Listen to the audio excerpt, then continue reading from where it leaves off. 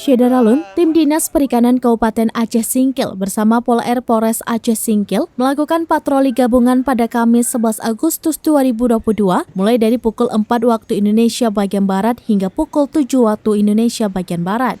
Tim mulai bergerak dari kawasan Gunung Meriah hingga Kecamatan Simpang Kanan.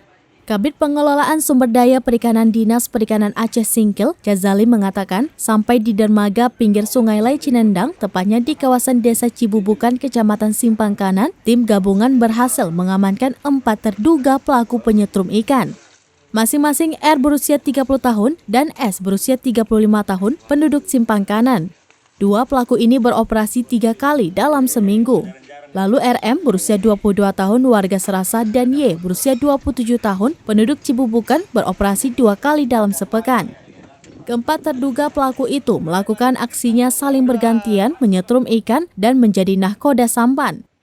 Selain itu, petugas juga mengamankan barang bukti berupa 2 unit sampan, 2 unit alat setrum ikan, 3 unit baterai dan ikan. Di Desa Cibubukan, Kecamatan Simpang Kanan, pagi sekitar 5. Saat ini pelaku dan barang bukti telah diamankan di Dinas Perikanan Kabupaten Aceh Singkil. Selanjutnya dibawa ke Pol Air Polres Aceh Singkil untuk proses lebih lanjut. Dari Aceh Singkil, Dede Rosadi, Serambion TV.